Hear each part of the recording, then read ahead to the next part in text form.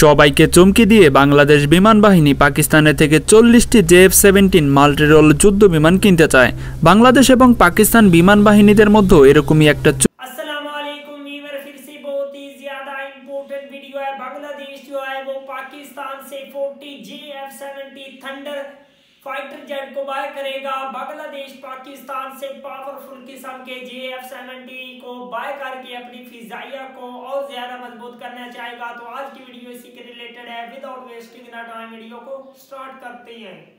সবাইকে চমকে দিয়ে বাংলাদেশ বিমান বাহিনী পাকিস্তানের থেকে 40টি JF-17 মাল্টিরোল যুদ্ধ বিমান কিনতে চায়। বাংলাদেশ এবং পাকিস্তান বিমান বাহিনীদের মধ্যে এরকমই একটা চুক্তি হয়েছে বলে শোনা যাচ্ছে।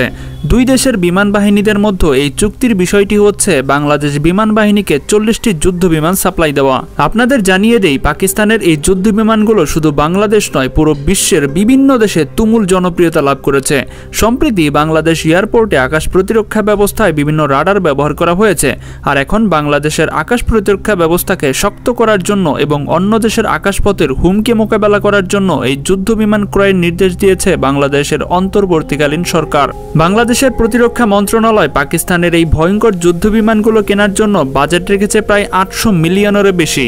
অনেকে ভাবছেন পাকিস্তানের তৈরি এই যুদ্ধ বিমানগুলো সরাসরি কিনে ফেলবে বাংলাদেশ। আসলে কিন্তু এমনটা নয়, বরং বাংলাদেশ বিমান বাহিনী পাকিস্তানের থেকে লাইসেন্স কিনে বাংলাদেশেই এই JF-17 যুদ্ধ বিমানটি প্রস্তুত করবে। এখানে অবশ্য পাকিস্তান বাংলাদেশকে এই বিমান তৈরিতে বিভিন্ন কারিগরি সহায়তা প্রদান করবে।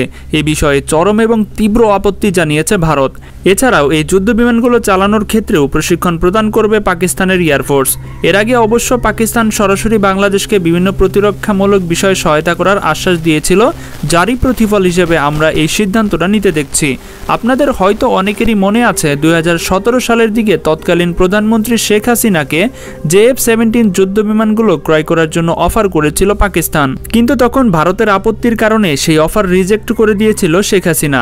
একদিকে যখন বাংলাদেশ পাকিস্তানের এই অফার রিজেক্ট করে দিয়েছে, অপরদিকে সেই অফার গ্রহণ করেছিল মিয়ানমারের বিমান বাহিনী। সেই সময় মিয়ানমার পাকিস্তানের থেকে প্রায় অনেকগুলো JF-17 যুদ্ধ বিমান ক্রয় করেছিল। তৎকালীন প্রধানমন্ত্রী শেখ হাসিনা অত্যন্ত ভারত বন্দনার কারণে বাংলাদেশ বিমান বাহিনী তাদের আকাশ প্রতিরক্ষার ক্ষেত্রে আধুনিক যুদ্ধ বিমানগুলো মিস করেছিল। মূলত ভারত এটাই চেয়েছিল যেন বাংলাদেশ ভারতের জন্য কোনো হুমকি না হয়ে ওঠে। সেই সময় ভারত 100% সফল হয়েছিল শেখ হাসিনাকে ব্যবহার করে। এখানে মোদি মূলত চেয়েছিল তাদের দেশের তৈরি তেজাস যুদ্ধ বিমানগুলো বাংলাদেশে বিক্রি করতে, কিন্তু তখন ভারতের এই নিম্নমানের যুদ্ধ বিমানগুলো বাংলাদেশ বিমান বাহিনী ক্রয় করতে আপত্তি জানায়। অবশ্য এই সময় শেখ হাসিনা বাংলাদেশ বিমান বাহিনীদের পক্ষে ছিল, যার কারণে তিনি এই নিম্নমানের যুদ্ধ বিমানগুলো ক্রয় করেনি। গত 5 আগস্ট যখন শেখ হাসিনার পতন হয়ে যায়, তখন পাকিস্তানের প্রধানমন্ত্রী বাংলাদেশকে সামরিক সহায়তা দেওয়ার আশ্বাস দিয়েছিল। সেই প্রেক্ষাপটে বাংলাদেশ আবার পাকিস্তানের কাছ থেকে JF-17 যুদ্ধ বিমানগুলো কিনতে চায়। আপনাদের জানিয়ে দেই, এই একটা ফাইটার জেটের দাম পড়বে প্রায় 15 থেকে 20 মিলিয়ন ডলার। গত 2 মাস যাবৎ ভারত যেরকম বাংলাদেশের উপর আগ্রাসন দেখিয়েছে বিভিন্ন অফেন্সিভ স্টাইলে, সেটা দমনের জন্য হলেও পাকিস্তান বাংলাদেশের জন্য মিত্র হতে পারে। ভারত মূলত চেয়েছিল শেখ হাসিনাকে ব্যবহার করে বাংলাদেশকে পিছিয়ে রাখার জন্য, যেন সে দেশ ভারতের জন্য কোনো হুমকি না হয়ে ওঠে, যার কারণে আমাদের প্রতিবেশী ভারত, পাকিস্তান এবং মিয়ানমার আকাশ প্রতিরক্ষা ব্যবস্থায় এগিয়ে গেলেও বাংলাদেশ আকাশ প্রতিরক্ষা ব্যবস্থা অনেকটাই দুর্বল ছিল। তবে বর্তমান অন্তর্বর্তীকালীন সরকার বিমান বাহিনীকে আরও মজবুত করতে এবং আকাশ প্রতিরক্ষা ব্যবস্থাকে শক্ত করতে অনেক উল্লেখযোগ্য ভূমিকা পালন করছে। এটার জলযন্ত্র প্রমাণ আপনারা দেখতেই পাচ্ছেন। এখন আপনাদের মনে একটা প্রশ্ন জাগতে পারে যে পাকিস্তানের যুদ্ধ বিমানগুলো বাংলাদেশের জন্য কতটা লাভবান হতে পারে। এই যুদ্ধ বিমান কি আসলেই ভারতের জন্য হুমকি হয়ে দাঁড়াবে? চলুন বিষয়টা সম্পর্কে একটু ধারণা নেওয়া যাক। মূলত JF-17 যুদ্ধ বিমান হচ্ছে পাকিস্তানের আকাশ প্রতিরক্ষা ব্যবস্থার ট্রাম্প কার্ড। বর্তমানে পাকিস্তান এয়ারফোর্সে 40টিরও বেশি JF-17 যুদ্ধ বিমান আছে। এই যুদ্ধ বিমানটি বিশ্বের কাছে জনপ্রিয় হয়ে ওঠে তখন যখন 2019 সালে সীমান্তবর্তী ভারত পাকিস্তান যুদ্ধ হচ্ছিল। তখন পাকিস্তানের এই JF-17 ভারতের MiG-29 যুদ্ধ বিমানকে ভূপাতিত করেছিল, যেটা পুরো বিশ্বে আলোড়ন তৈরি করেছিল। পরবর্তীতে পাকিস্তানের এই যুদ্ধ বিমান পুরো বিশ্বের কাছে অনেক জনপ্রিয়তা লাভ করে। পুরো বিশ্বের অন্যান্য যুদ্ধ বিমানের তুলনায় পাকিস্তানের যুদ্ধ বিমান অনেকটাই দাম কম হলেও এটার যে বিধ্বংসী ক্ষমতা রয়েছে তা অন্যান্য যুদ্ধ বিমানের থেকে কম যায় না।